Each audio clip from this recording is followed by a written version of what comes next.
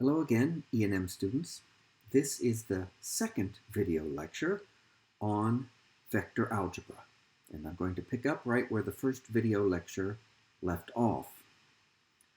And in that first video lecture, we were talking about ways to manipulate vectors in an abstract sense, thinking of the vector as a directed quantity with a magnitude and a direction that resides in three-dimensional space, Euclidean space, but without ever referring to a set of coordinate axes while we were working with the vectors. However, we know from our previous experience in physics that when solving problems involving vector quantities, usually the safest approach is to choose a coordinate system with three mutually perpendicular coordinate axes, and then to project your vector one by one onto each of the coordinate axes to get what's called a component of the vector.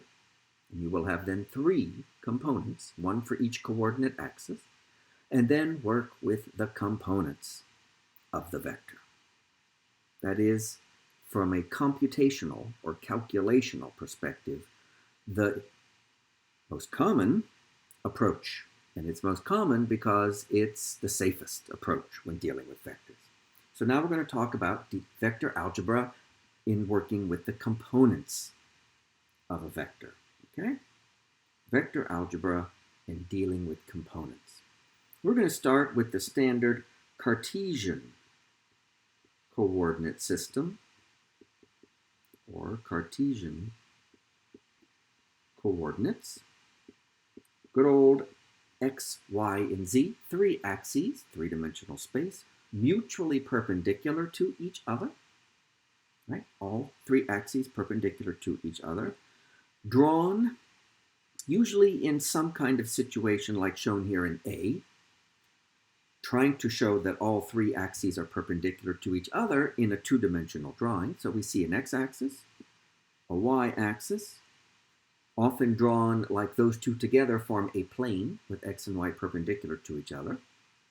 And then perpendicular to the x and the y is z. Okay.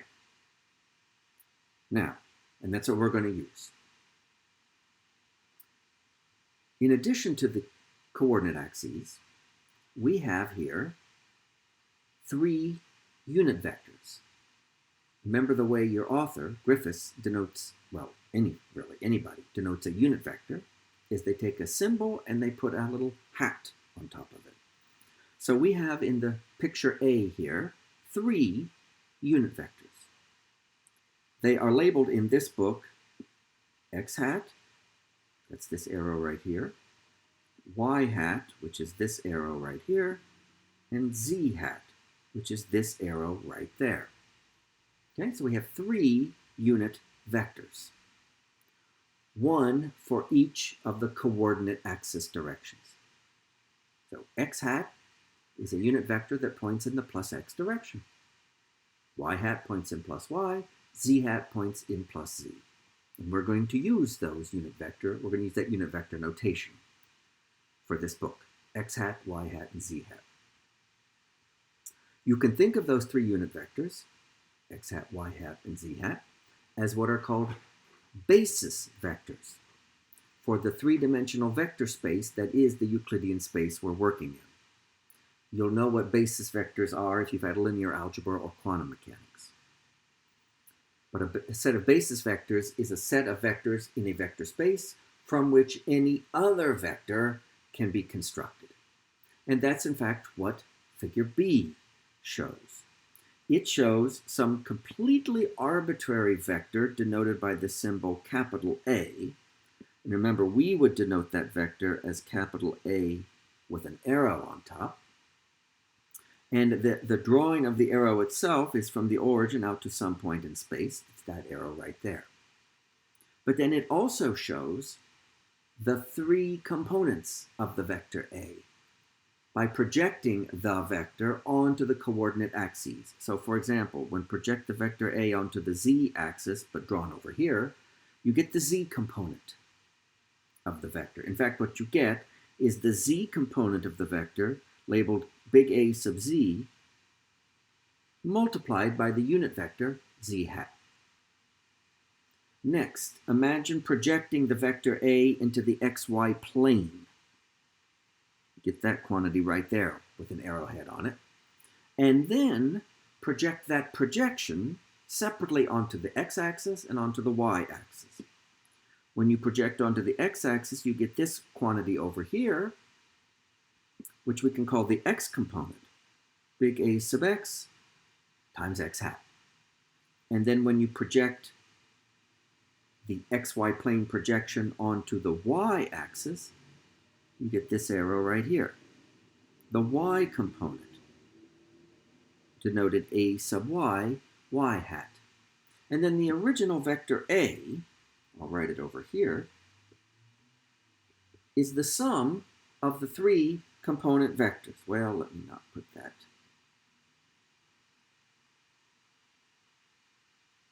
Let me not write that so that it's outside the field of view. Vector A is the vector A sub x times x hat plus the vector A sub y times y hat plus the vector A sub z times z hat. Okay, so any vector for any physical quantity, any physical vector quantity, can be projected onto the coordinate axes, and you'll get three components, an x component, a y component, and a z component. And then you work with the components to do your calculations. So for example, suppose one of the calculations you need to do is to take two vectors and add them. In the previous video, we talked how to do that geometrically. How do you do that addition when you deal with the components of a vector? Well, let's take that vector A that I've just talked about its three components. Let's also take another vector, which I won't draw, B. And it also has three components, which we're denoting B sub x, B sub y, B sub z. And now the calculation I want to complete is the vector sum, A plus B. There's Vinny saying hi. How do we do it when we have the components? Simple. Add the corresponding components of the vectors. Take AX plus BX and multiply it by x hat, plus AY plus BY, multiply that by y hat, plus AZ plus BZ, and multiply that by z hat. And of course, this procedure can be extended to adding multiple vectors, right? A plus B plus C, for example. You got to know the components of C, and then add AX plus BX plus CX times x hat, and so forth. Okay? So you add the vectors by adding what we call like components. Add the x components, add the y components, add the z components. And you know the cardinal sin in this kind of approach is you would never do something like adding the x component of A to the y component of B. We never do any kind of adding or subtracting of vectors like that. Okay, one of the other things we talked about in the previous video was to take a vector and multiply it by a scalar. So I have the vector big A arrow, and I want to multiply it by a scalar little a, like that. And we talked in the previous video geometrically how the operation affects the vector big A. How do we denote that when we're working with the components of big A? Well, all we do is we multiply each component of big A by the scalar little a. So we would write this as little a times A sub x, x hat, plus little a times A sub y, y hat plus little a times a sub z times z hat. Each component of big A gets multiplied by the scalar, little a. Okay, another thing we talked about in the previous video was the dot or scalar product of two vectors. What does that look like when you're dealing with your vectors using components? It's actually pretty easy, but I do need to tell you one thing before I can show you. We need to consider dot products of combinations of the Cartesian unit vectors, x hat, y hat, and z hat. Let me do that over here to the side. For example, what do you get if you take x hat dotted with itself? What is x hat dot x hat? I'd like you to think about that. I'd like you to get an answer. You're welcome to pause the video if you want to think about it, but I want you to get an answer before you proceed. Okay? What is x hat dot x hat? I'll let you pause the video and think about it. Okay, do you have an answer? What did you get for x hat dot x hat? Well, did you remember from the previous video that whenever you take the dot product of a vector with itself, you get the magnitude of that vector squared. So you get the magnitude of x hat squared. But x hat's a unit vector. Every unit vector has dimension, magnitude, 1. And so this is 1 squared, which is 1. So if you take x hat dot x hat, you get 1. Similarly, y hat dot y hat is 1, and z hat dot z hat is 1. Very helpful to remember. Likewise, it's helpful to remember what this is. What is x hat dot y hat? Again, I'd like you to think about it. You're welcome to pause the video. Get an answer before you proceed. All right, what did you say x hat dot y hat is? Did you say 0?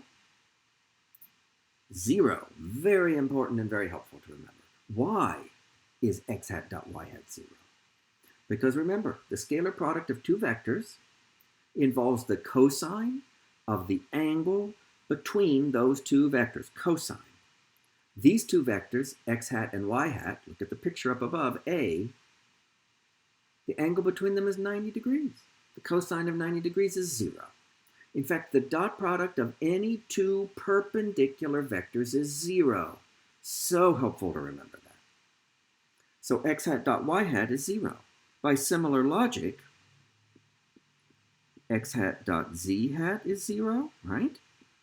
And y hat dot z hat is 0. All right, why am I talking about that? Because now I want to go to taking the dot product of two arbitrary vectors, big A and big B.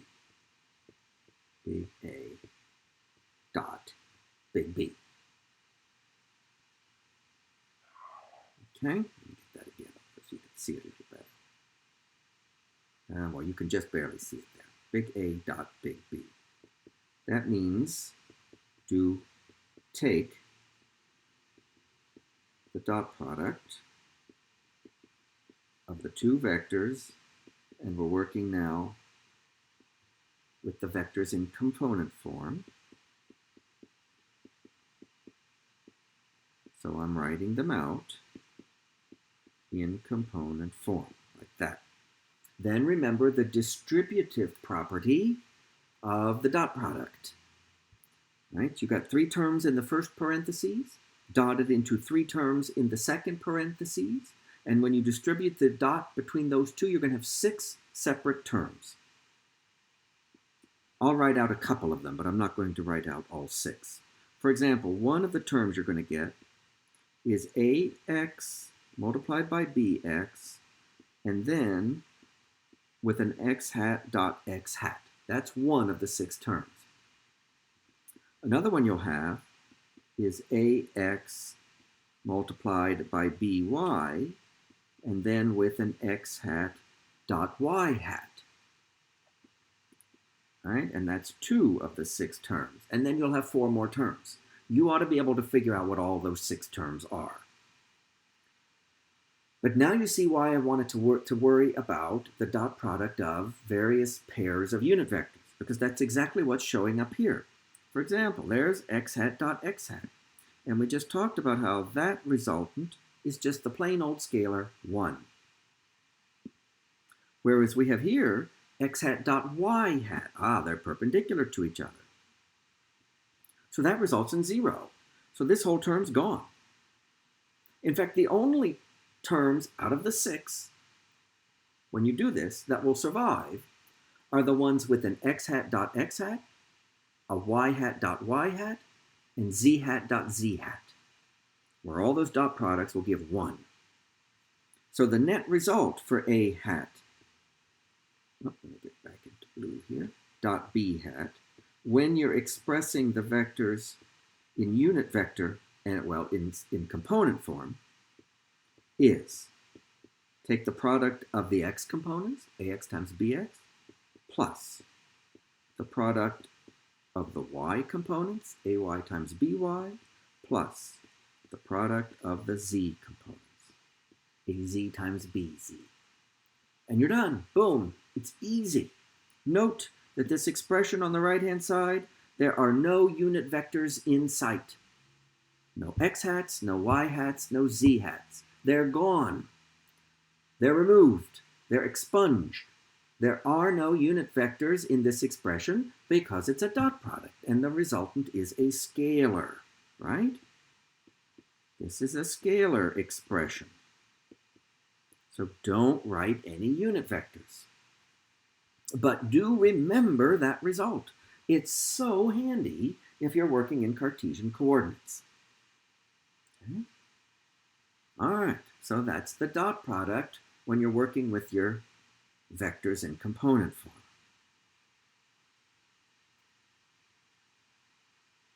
How about cross product? Well, to do that, we're going to figure out how to calculate the cross product of two vectors when you're working with the vectors in component form. We're going to need to do a similar kind of calculation that I just did, where I did dot products of unit vectors in pairs, but now I need to do cross products of unit vectors. For example, what do I get when I take the unit vector? Be careful, because this notation is easy to get confused with. I take the unit vector x hat, and I take the cross product of it with another unit vector, x hat. Understand? X hat cross x hat. What's the result? I'd like you to figure that out, please. Pause the video to think about it and then come back. Okay, did you get an answer? Did you say x hat cross x hat is 0? Not 1 or anything else except 0. Now why?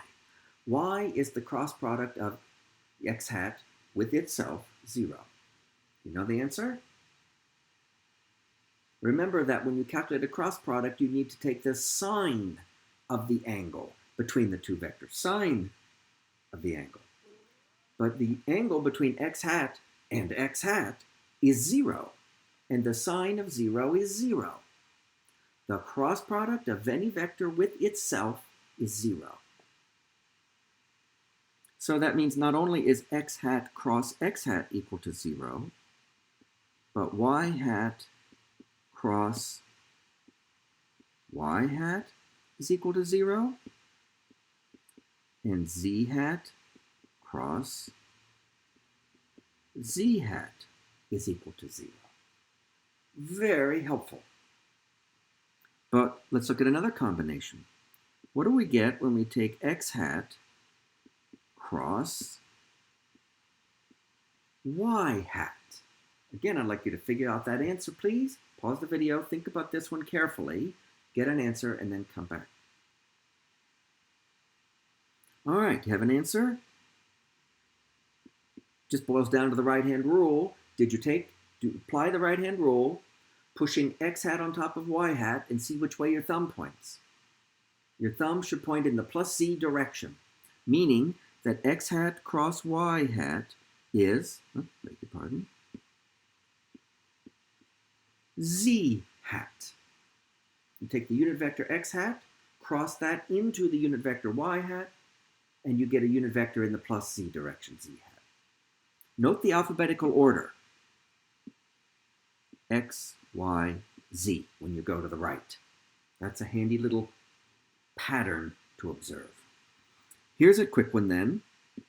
If x hat cross y hat equals z hat, what is y hat cross x hat? Pause, think, come back. Okay, did you get an answer? Y hat cross x hat? Notice we just reversed the order of the previous cross product. Did you say y hat cross x hat is negative z hat? Remember, cross product, the order matters. If you reverse the order of the two vectors, you reverse the answer. So if x hat cross y hat is equal to z hat, then y hat cross x hat equals negative z hat. Note that if you break up the alphabetical order, that's where the minus sign appears, going to the right. All right? X then should be y, and then circle around to get to z, but it breaks that alphabetical order. Okay? If you break the alphabetical order, x, y, z, you pick up a minus sign. All right, let's do another one. What is y hat cross z hat? Pause, think, get an answer, return. Okay, did you say y hat cross z hat equals x hat? You have to do the right-hand rule. You got to push y hat on top of z hat and see which way your thumb points. It should point along x hat. Note also that this expression reserves the alphabetical order symmetry here. Well, it's a certain kind of symmetry. You got to get used to it. You start wherever the x is. When you get to the end, you're allowed to come swing back around to the first one. That had better be y, and then z. It preserves the alphabetical order. So no minus sign in it. What then do you get when you do z hat cross y hat? Do you see that'll be, I'll make that red again so that I'm sticking to the pattern here. That will be negative x hat. Z hat cross y hat is negative x hat. Okay? And we'll do one more. Z hat cross x hat is y hat. Okay? And again, we preserve the alphabetical order. X, Y, cycle around, Z. But X hat cross Z hat is negative Y hat. All right, so those are all the various unit vector cross product pairs, and we need to know those. Why do we need to know those? Because now we want to figure out the expression for the cross product of two arbitrary vectors. We'll call them big A and big B. Big A cross big B, by which I mean A sub x, x hat, plus A sub y, y hat, plus A sub z, z hat, cross B sub x, x hat, plus B sub y, y hat, plus B sub z, z hat. And you use the distributive property of the cross product, and there will be 6 different terms. I'll write out the first 2, or I'll write down 2 of them. There'll be one that's like this, ax, bx, and then there will be x hat cross x hat. Another term will be ax, by, and then x hat cross y hat. And there will be 4 more terms. You should write them out for yourself to make sure you can see how to do it. And then you go through down the line of these 6 terms one by one, and you use these results over here on the right for cross products of pairs of unit vectors. For example, we know that x hat cross x hat is equal to 0. So this term's gone. We know that x hat cross y hat is equal to z hat. So that term becomes ax, by, z hat. And then work out the other 4 terms, okay? I'm going to write down what that result is altogether. You need to make sure you can see for yourself what this is going to look like. I'm just going to write it down. Ready? AY BZ minus AZ BY all times x hat. You've got to be very careful writing this out. Plus AZ BX minus AX BZ, all multiplying y hat. Plus, I'll write the third term down here, AX BY minus AY BX all times z hat. That's it. Well, that's not quite so simple as the scalar product, is it? Well, the vector product or the cross product is never as simple as the dot or scalar product, so we shouldn't have expected that. Still, that's pretty messy. And it's easy to forget that. If you ever find yourself in a situation where you have to rely on just what's in your noggin, here's a little mnemonic to help you remember this expression. It uses a 3 by 3 determinant. If you know how to do a determinant, this is useful. So 3 by 3, where the top row consists of the 3 unit vectors, x hat, y hat, z hat. The second row consists of the 3 components of the first vector in the cross product, a in this case. And the third row consists of the 3 components of the second vector. And you write out that 3 by 3 determinant, and it will be that expression that I just showed you. Okay? All right, so when we do cross products and working with components of vectors, this is how we have to do it. Of course, the resultant here is another vector, right? Because you see the unit vectors, x hat, y hat, and z hat there. All right, now, I'm going to take this a little bit step further. We're going to start talking about what are called triple products. I'll get into a little bit more complicated vector algebra. But vector algebra we will definitely need in E&M. And here's what the logic is. Let's start talking about more complicated combinations of vectors. Specifically, we know that when we take 2 vectors and we take their cross product, we get another vector, right? Take 2 vectors, take their cross product, the resultant is a vector. Now let's take that resultant vector and do another vector operation with a third vector. When you do this, you're calculating what's called a triple product, 3 vectors. And there are 2 ways to do this triple product. So I'm going to call my generic 3 vectors A, B, and C. And in fact, there's a picture over there on the right of them. 3 generic vectors labeled A, B, and C. Drawn, it so happens, with a common tail.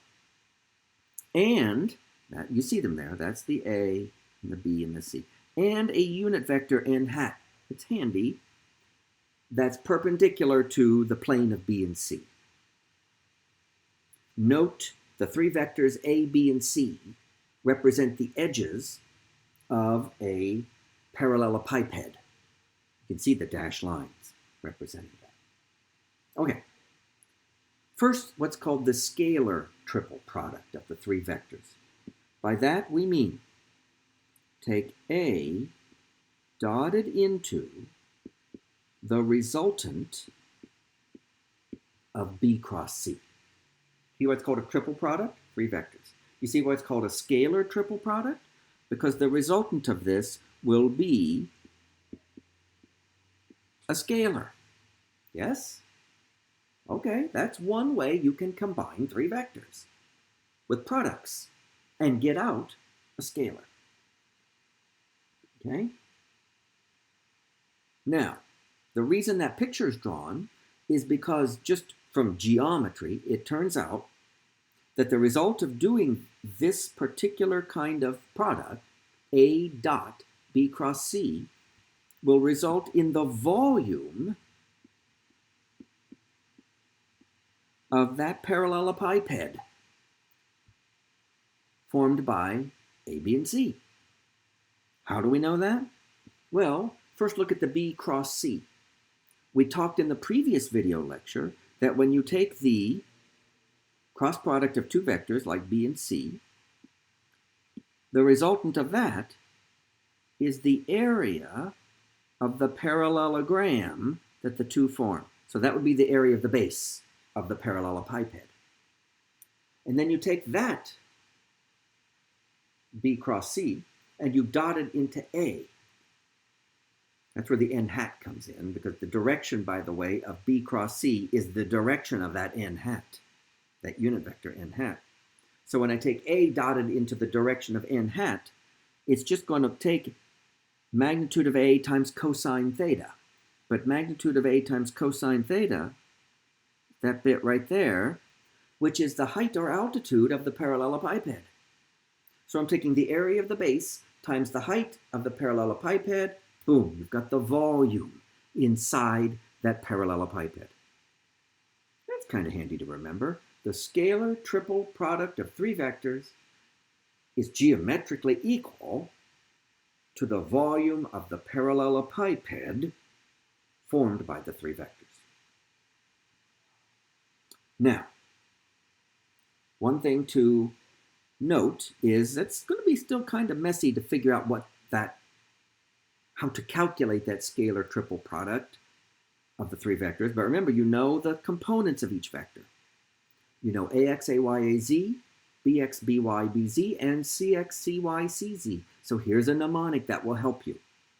I'm not proving this, I'm just stating it. That you can write or calculate A dot B cross C from another 3 by 3 determinant. The first row consists of the three components of the first vector, A. The second row consists of the three components of the second vector, B. And the third row consists of the three components of the third vector, C. And do not mix the rows. Do not get them out of order. A, B, C. First, second, third. And write out that 3 by 3 determinant. And that will be A dot B cross C. I'm just telling you that when you write that out, that will be A dot B cross C. Here's something else I will just tell you. That you can go through working with all the components to convince yourself if you so wish. So this is equal to A dot B cross C. But as long as you retain the alphabetical order, the answer doesn't matter. So in other words, this is equal to also B dot C cross A. Same thing, alphabetical order. Start with the A, then wrap around, and then B, and then C, going rightward. And wrapping around when you get to the end. As long as you preserve alphabetical order, it's the same as A dot B cross C. So this is also equal to C dot A cross B. Again, start with the A, go to the right, wrap around when you get to the end. If you preserve alphabetical order, you're good. A, B, C. Those three are equal. I'm telling you that. Okay? If you break the alphabetical order, you pick up a minus sign. In other words, this is equal to negative A dot C cross B. Yes, you have to be careful here, don't you? Okay.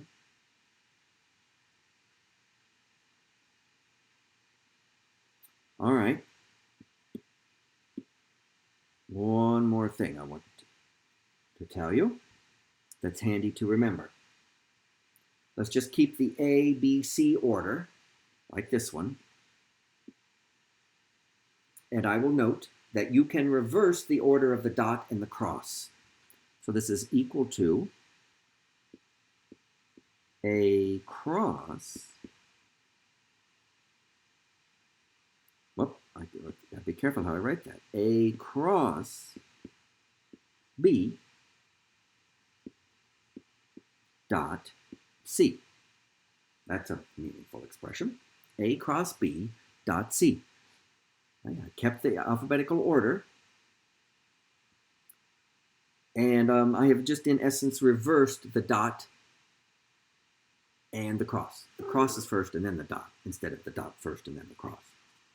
Okay? All right. That follows, by the way, from this expression, because I got to do is reverse the C in the A cross B order, and the order of dot products doesn't matter. Do be careful, all right? Don't write things like this. Tell me what's wrong, or you should be able to tell me what's wrong with this expression.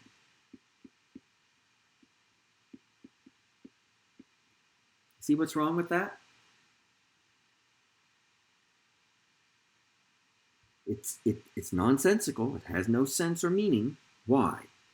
Because the first quantity here in the parentheses is a dot product of two vectors. The resultant is a scalar, right? The resultant of A dot B is a scalar. So you cannot take a cross product of a scalar with another vector. Okay? So to a seasoned veteran, that's just gibberish. It has no meaning. All right, now there's one other triple product to be aware of.